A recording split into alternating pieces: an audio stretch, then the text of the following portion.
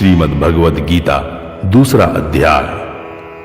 अर्जुन को युद्ध के लिए उत्साहित करते हुए भगवान के द्वारा नित्यानित्य वस्तु के विवेचन पूर्वक सांख्य योग, कर्म योग एवं स्थित प्रज्ञ की स्थिति और महिमा का प्रतिपादन।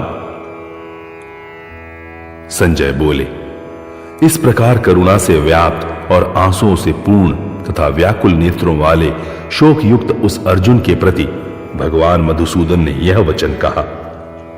श्री भगवान बोले, हे अर्जुन, तुझे इस असमय में यह मोह किस हेतु से प्राप्त हुआ?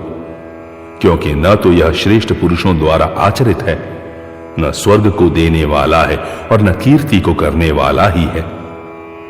इसलिए हे अर्जुन, नपुंसकता को मत प्राप्त हो, तुझ में यह उचित नहीं जान पड़ती। हे परंतप, हृदय की तुच्छ दुर्बलता को त्याग कर युद्ध के लिए खड़ा हो जा।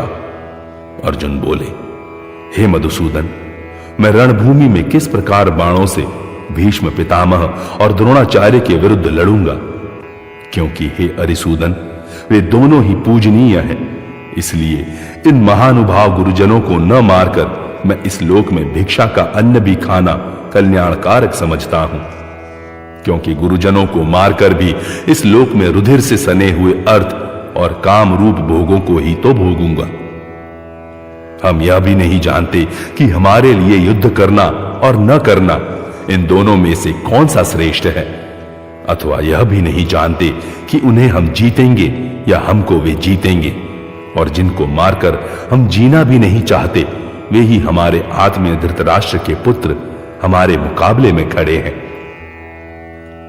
इसलिए कायरता रूप दोष से उपहत हुए स्वभाव वाला तथा धर्म के विषय में मोहित चित्त हुआ मैं आपसे पूछता हूं कि जो साधन निश्चित कल्याणकारक हो वह मेरे लिए कहिए। क्योंकि मैं आपका शिष्य हूं, इसलिए आपके शरण हुए मुझको शिक्षा दीजिए। क्योंकि भूमि में निष्कंटक धन धान्य संपन्न राज्य और देवताओं के स्वामी पने को प्राप्त होकर भी मैं उस उपाय को नहीं देखता हूं जो मेरी इंद्रियों के सुखाने वाले शोक को दूर कर सके। संजय बोले, हे राजन, निद्रा को जीतने वाले अर्जुन अंतर्यामी श्री कृष्ण महाराज के प्रति इस प्रकार कहकर फिर श्री गोविंद भगवान से युद्ध नहीं करूंगा यह स्पष्ट कहकर चुप हो गए। हे भरतवंशी धृतराष्ट्र, अंतर्यामी श्री कृष्ण महाराज दोनों सेनाओं के बीच में शोक करते हुए उस अर्जुन को हंसते हुए से यह वचन बोले।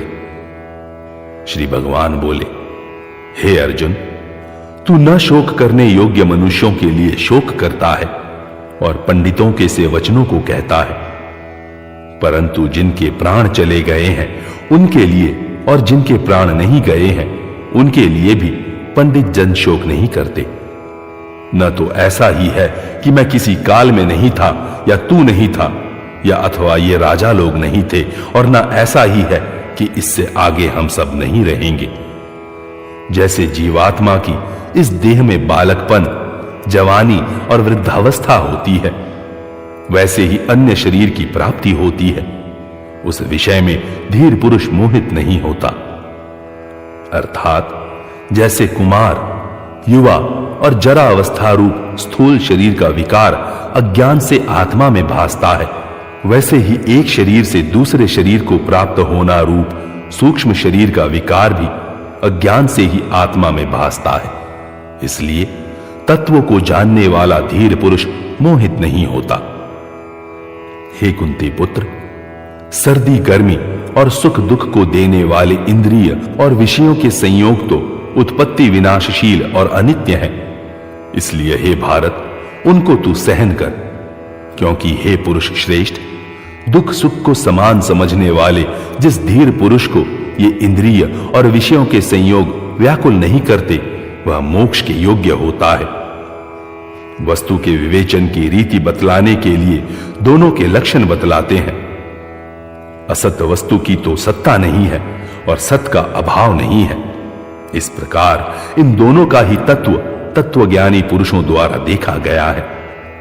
नाश रहित तो तू उसको जान जिससे यह संपूर्ण जगत दृश्य वर्ग व्याप्त है। इस अविनाशी का विनाश करने में कोई समर्थ नहीं है। इस नाश रहित, अप्रमेय, नित्य स्वरूप जीवात्मा के ये सब शरीर नाशवान कहे गए हैं। इसलिए हे भरतवंशी अर्जुन, तू युद्ध कर। जो इस आत्मा को मारने वाला समझता है तथा जो इसको मरा मानता है, वे दोनों ही नहीं जानते, क्योंकि यह आत्मा वास्तव में न तो किसी को मारता है और न किसी के द्वारा मारा जाता है। यह आत्मा किसी काल में भी न तो जन्मता है और न मरता ही है, तथा न यह उत्पन्न होकर फिर होने वाला ही है, क्योंकि यह अजन्मा, नित्य, सनातन और पुरातन है। शरीर के मारे जाने पर भी यह नहीं मारा जाता। हे पृथा पुत्र अर्जुन, जो पुरुष इस आत्मा को नाश रहित, नित्य, अजन्मा और अव्यय जानता है, वह पुरुष कैसे किसको मरवाता है और कैसे किसको मारता है। जैसे मनुष्य पुराने वस्त्रों को त्याग कर दूसरे नए वस्त्रों को ग्रहण करता है, वैसे ही जीवात्मा पुराने शरीरों को त्याग कर दूसरे नए शरीरों को प्राप्त होता है। इस आत्मा को शस्त्र नहीं काट सकते, इसको आग नहीं जला सकती, इसको जल नहीं गला सकता और वायु नहीं सुखा सकता, क्योंकि यह आत्मा अच्छेद्य है। यह आत्मा अध्याय, अक्लेद्य और निसंदेह अशोष्य है, तथा यह आत्मा नित्य, सर्वव्यापी, अचल, स्थिर रहने वाला और सनातन है। यह आत्मा अव्यक्त है, यह आत्मा अचिंत्य है और यह आत्मा विकार रहित कहा जाता है। इससे हे अर्जुन, इस आत्मा को इस प्रकार से जानकर तू शोक करने योग्य नहीं है, अर्थात तुझे शोक करना उचित नहीं है। किंतु यदि तू इस आत्मा को सदा जन्मने वाला तथा सदा मरने वाला माने, तो भी हे महाबाहो, तू इस प्रकार शोक करने को योग्य नहीं है, क्योंकि इस मान्यता के अनुसार जन्मे हुए की मृत्यु निश्चित है और मरे हुए का जन्म निश्चित है। इसे इस बिना उपाय वाले विषय में तू शोक करने को योग्य नहीं है। हे अर्जुन, संपूर्ण प्राणी जन्म से पहले अप्रकट थे और मरने के बाद भी अप्रकट हो जाने वाले हैं, केवल बीच में ही प्रकट हैं। फिर ऐसी स्थिति में क्या शोक करना है? कोई एक महापुरुष ही इस आत्मा को आश्चर्य की भांति देखता है और वैसे ही दूसरा कोई महापुरुष ही इसके तत्व का आश्चर्य की भांति वर्णन करता है, तथा दूसरा कोई अधिकारी पुरुष ही इसे आश्चर्य की भांति सुनता है और कोई कोई तो सुनकर भी इसको नहीं जानता है। हे अर्जुन, यह आत्मा सबके शरीर में सदा ही अवध्य है।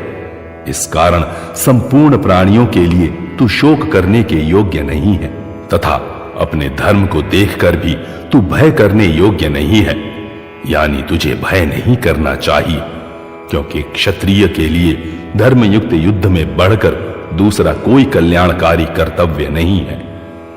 हे पार्थ, अपने आप प्राप्त हुए और खुले हुए स्वर्ग के द्वार रूप इस प्रकार के युद्ध को भाग्यवान क्षत्रिय लोग ही पाते हैं। किंतु यदि तू इस धर्मयुक्त युद्ध को नहीं करेगा, तो स्वधर्म और कीर्ति को खोकर पाप को प्राप्त होगा, तथा सब लोग तेरी बहुत काल तक रहने वाली अपकीर्ति का भी कथन करेंगे और माननीय पुरुष के लिए अपकीर्ति मरण से भी बढ़कर है। और जिनकी दृष्टि में तू पहले बहुत सम्मानित होकर अब लघुता को प्राप्त होगा, वे महारथी लोग तुझे भय के कारण युद्ध से हटा हुआ मानेंगे। तेरे वैरी लोग तेरे सामर्थ्य की निंदा करते हुए तुझे बहुत से न कहने योग्य वचन भी कहेंगे। उससे अधिक दुख और क्या होगा? या तो तू युद्ध में मारा जाकर स्वर्ग को प्राप्त होगा, अथवा संग्राम में जीतकर पृथ्वी का राज्य भोगेगा। इस कारण हे अर्जुन, तो युद्ध के लिए निश्चय करके खड़ा हो जा।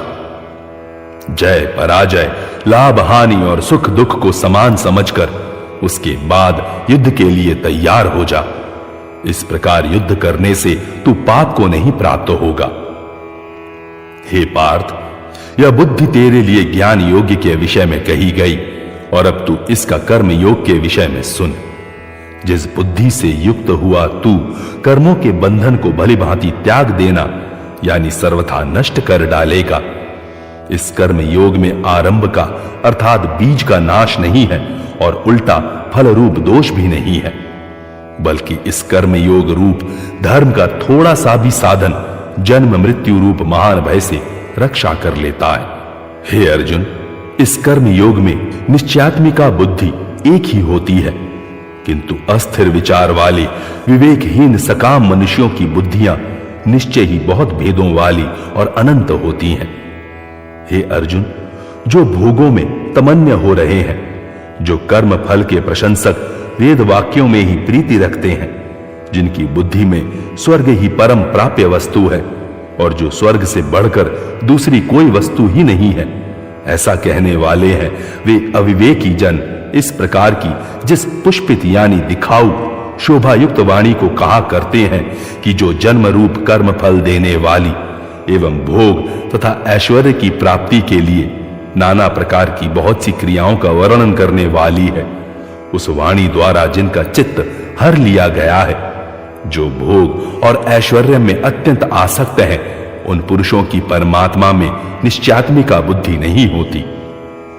हे अर्जुन, वेद इस प्रकार से तीनों गुणों के कार्य रूप समस्त भोगों एवं उनके साधनों का प्रतिपादन करने वाले हैं, इसलिए तू उन भोगों एवं उनके साधनों में आसक्तिहीन, हर्ष शोकादि द्वंद्वों से रहित नित्य वस्तु परमात्मा में स्थित योगक्षेम को न चाहने वाला और स्वाधीन अंतःकरण वाला हो। सब ओर से परिपूर्ण जलाशय के प्राप्त हो जाने पर छोटे जलाशय में मनुष्य का जितना प्रयोजन रहता है, ब्रह्म को तत्व से जानने वाले ब्राह्मण का समस्त वेदों में उतना ही प्रयोजन रह जाता है। तेरा कर्म करने में ही अधिकार है, उसके फलों में कभी नहीं। इसलिए तू कर्मों के फल का हेतु मत हो तथा तेरी कर्म न करने में भी आसक्ति न हो।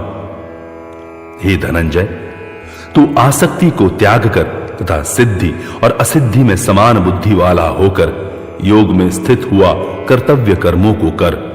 समत्व ही योग कहलाता है। इस समत्व रूप बुद्धि योग से सकाम कर्म अत्यंत ही निम्न श्रेणी का है। इसलिए हे धनंजय, तू समबुद्धि में ही रक्षा का उपाय ढूंढ, अर्थात बुद्धि योग का ही आश्रय ग्रहण कर, क्योंकि फल के हेतु बनने वाले अत्यंत दीन हैं। समबुद्धि युक्त पुरुष पुण्य और पाप दोनों को इसी लोक में त्याग देता है, अर्थात उनसे मुक्त हो जाता है। इससे तू समत्व रूप योग में लग जा। यह समत्व रूप योग ही कर्मों में कुशलता है, अर्थात कर्म बंधन से छूटने का उपाय है, क्योंकि समबुद्धि से युक्त ज्ञानी जन कर्मों से उत्पन्न होने वाले फल को त्याग कर जन्म रूप बंधन से मुक्त हो निर्विकार परम पद को प्राप्त हो जाते हैं। जिस काल में तेरी बुद्धि मोह रूप दलदल को भलीभांति पार कर जाएगी, उस समय तू सूने हुए और सुनने में आने वाले इस लोक और परलोक संबंधी सभी भोगों से वैराग्य को प्राप्त हो जाएगा।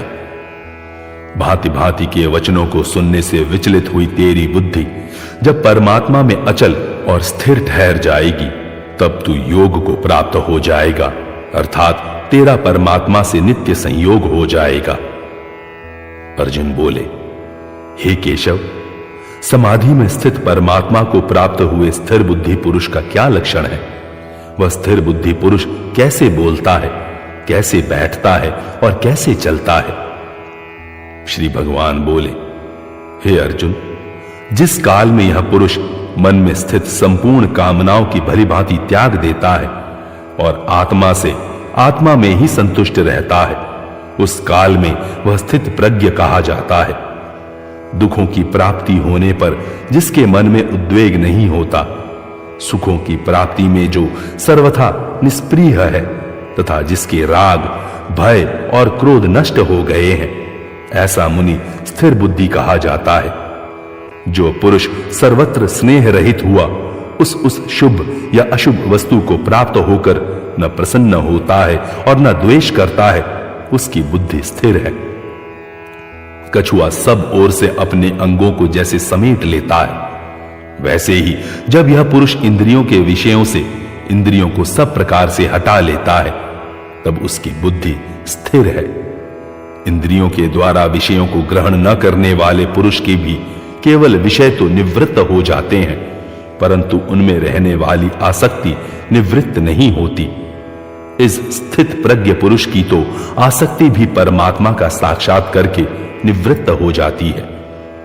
हे अर्जुन, आसक्ति का नाश न होने के कारण ये प्रमथन स्वभाव वाली इंद्रियां यत्न करते हुए बुद्धिमान पुरुष के मन को भी बलात् हर लेती हैं।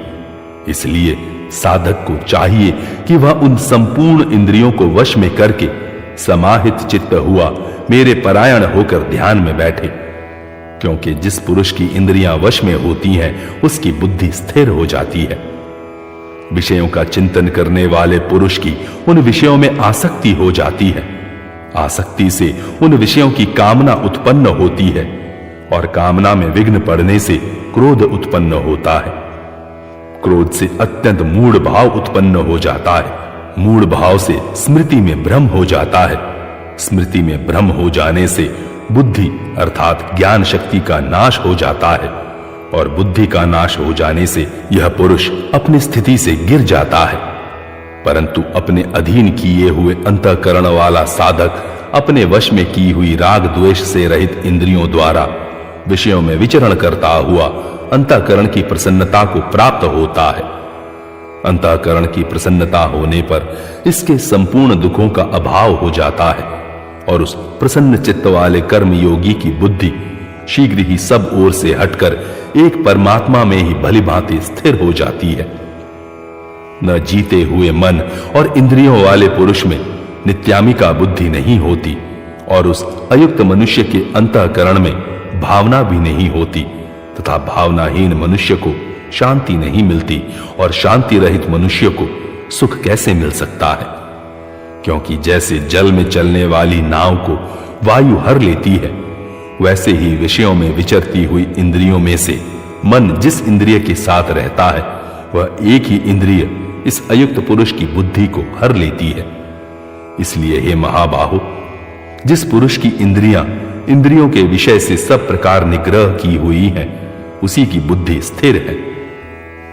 संपूर्ण प्राणियों के लिए जो रात्रि के समान है, उस नित्य ज्ञान स्वरूप परमानंद की प्राप्ति में स्थित प्रज्ञ योगी जागता है और जिस नाशवान सांसारिक सुख की प्राप्ति में सब प्राणी जागते हैं, परमात्मा के तत्व को जानने वाले मुनि के लिए वह रात्रि के समान है।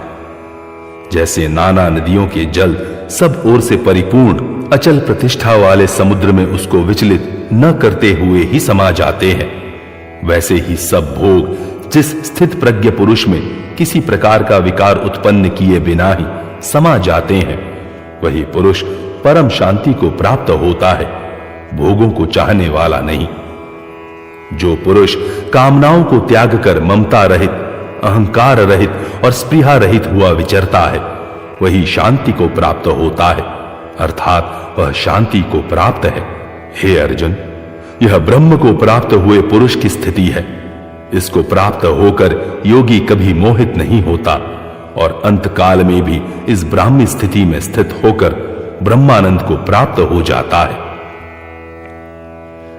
इस प्रकार ब्रह्म विद्या एवं योग शास्त्र रूप श्रीमद् भगवद गीतोपनिषद श्री कृष्ण अर्जुन संवाद में सांख्य योग नामक दूसरा अध्याय पूरा हुआ।